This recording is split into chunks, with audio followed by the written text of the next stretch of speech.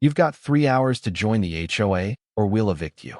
That's what the woman in the gray suit said, standing on my porch like she owned the mountain beneath my boots. Her 3 black luxury SUVs purred at the end of my drive, engines still running, headlights cutting through the morning fog like a pack of wolves just waiting for her signal. I took a slow sip of coffee, looked her dead in the eye, and said, "Lady, I built this place before your HOA even existed." 3 hours, she said. 3 hours before they tried to take everything I'd built. I promised her, right then and there, they wouldn't be leaving my mountain the same way they came up. So let me ask you, if a fake HOA showed up at your front door, tried to steal your land with threats and a fistful of fake papers, would you back down, or would you stand your ground? Drop a comment. I really want to know who's got steel in their spine these days. Now, I know what you're thinking. This kind of thing only happens in movies, right? Trust me, I used to think the same, until the quiet peace I'd carved out up here started cracking that very morning. 47 years, I've watched the sunrise from this deck, coffee in hand, listening to my granddad's old rooster crow from the coop he built back in '38. There used to be a calm up here, one that sinks into your bones after decades of city sirens and cop radios, the kind of peace that makes you forget just how ugly the world can get. Until 3 black BMWs start winding up your switchback road at dawn, bumpers gleaming, driven by people who wouldn't know a dirt road from a dirt nap. My hand went to where my sidearm used to ride, old habit from 25 years wearing a badge, but these folks weren't armed suspects. No, these were lawyers. And I'll tell you, sometimes lawyers are even scarier. 12 of them spilled out like a business conference on vacation. Leading the pack, this woman, mid-50s, hair so tight it could snap steel, suit darker than a storm. She didn't even wait for an invite, just marched up my steps with her little crew in tow, 2 navy-suited men, a scrawny lawyer clutching his briefcase, for so-called security guards scanning my land like it was already theirs. She laid out a stack of paperwork, compliance notices, HOA membership orders, environmental impact reports, the whole circus. The numbers on those dues, 50 grand for membership, another 25 for infrastructure. Penalties that would wipe out a year's pension in one swoop. 3 hours to pay or they'd relocate me, she said, all cool authority like she'd been through this song and dance before. But the thing is, old habits die hard, and my cop brain started picking out the holes before she'd finished her speech. Letterheads were off, signatures didn't match any county official I'd ever known. Paper too thin for real government work, expensive forgeries, but still forgeries. "Ma'am," I said, setting my mug down slow so she'd know I wasn't rattled. "I've lived here since '78. I pay my taxes, and there's never been any homeowners association up here. Nearest neighbor's 2 miles through the trees. What exactly are we associating about?" The lawyer, Knox, never gave a first name, ducked his head, shuffled papers, avoided my eyes when I asked for his bar number. Let me tell you, real lawyers love to show you their credentials. The fakes? They changed the subject every time. While Ms. Peton kept up her well-rehearsed speech about community standards, I noticed one of her security guys wandering off toward the tree line, like he was casing the place. He clipped a little device to a branch, blinked once, then went dark. Surveillance. I'd bet my retirement on it. The whole performance was an act, a bad one at that. Security kept checking their watches. Peton glanced at notes written on her palm. Knox dropped his briefcase twice. These weren't pros. They were desperate, and desperate people do stupid, dangerous things. So I let the silence hang for a bit, just to see who'd crack first. "You know," I said finally. "In all my years, I learned that people who show up with ultimatums usually can't back 'em up.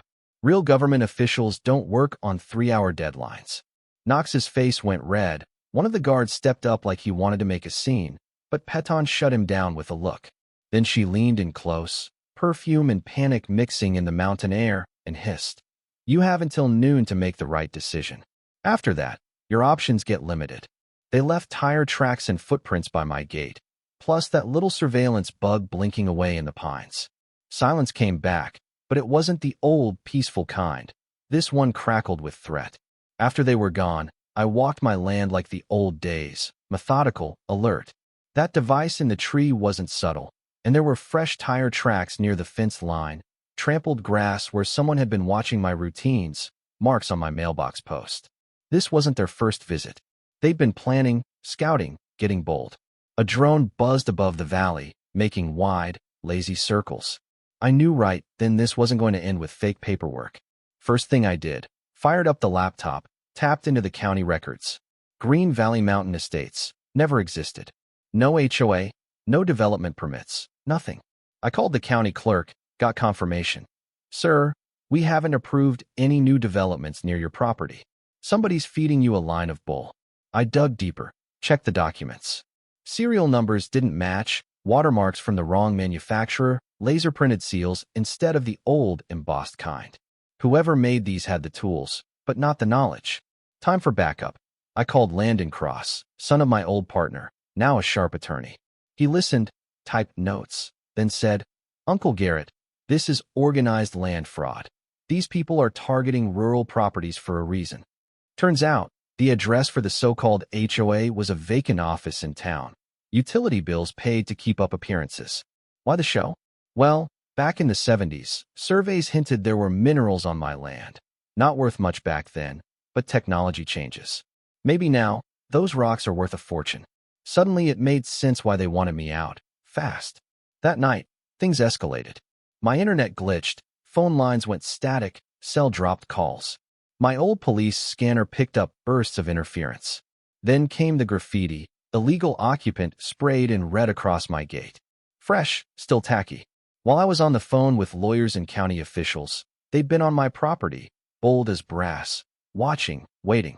More trampled grass, more boot prints, this time near my water tank, scratch marks on the lid, chemical smell wafting in the air.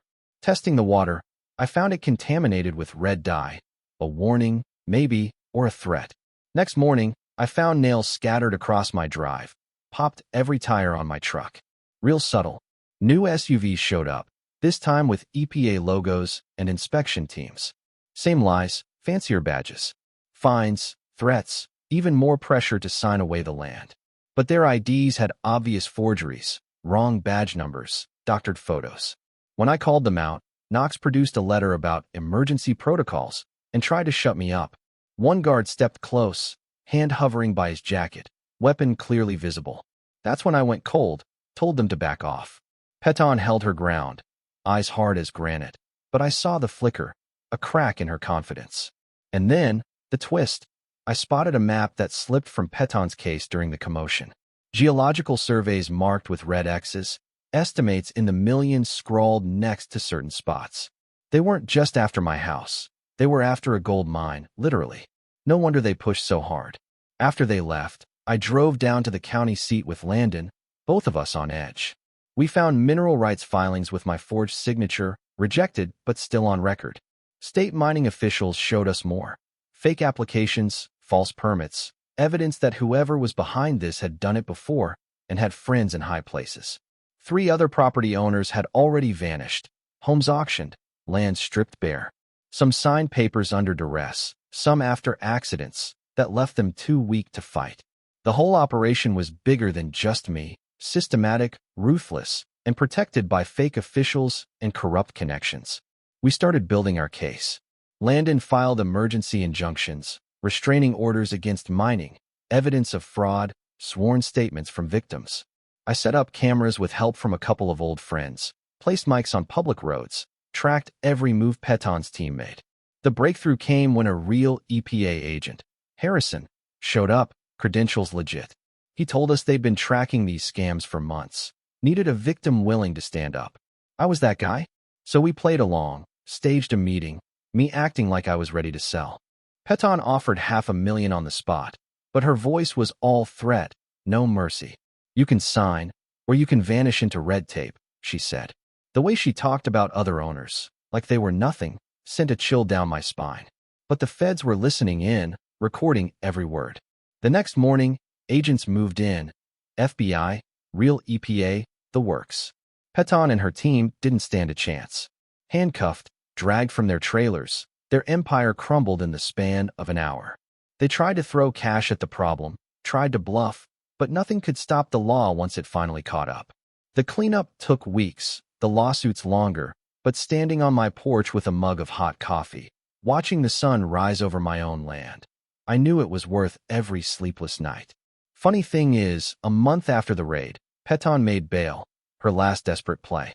Showed up with new goons, fake documents, tried one more time to run me off. But this time, the feds were ready, surveillance, helicopters, the whole 9 yards. They arrested her and her new crew on the spot, right there on my drive. I'll never forget the look in her eyes. Not fear, just cold fury that someone like me dared stand in her way. In the end, the courtroom was packed. Media, victims, agents, all there to see justice served.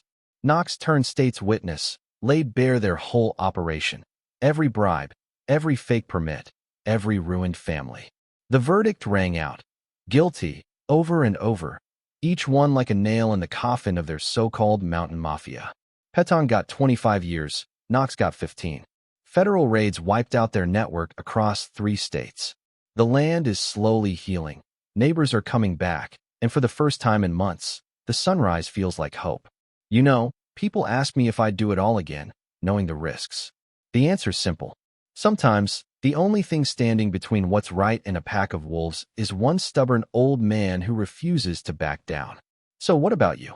If your mountain was on the line, if someone came to take everything you'd built, would you stand your ground, or would you let them run you off? Drop your thoughts below, share your story, and let's talk about what justice really means. Out here, where the road ends and the fight begins.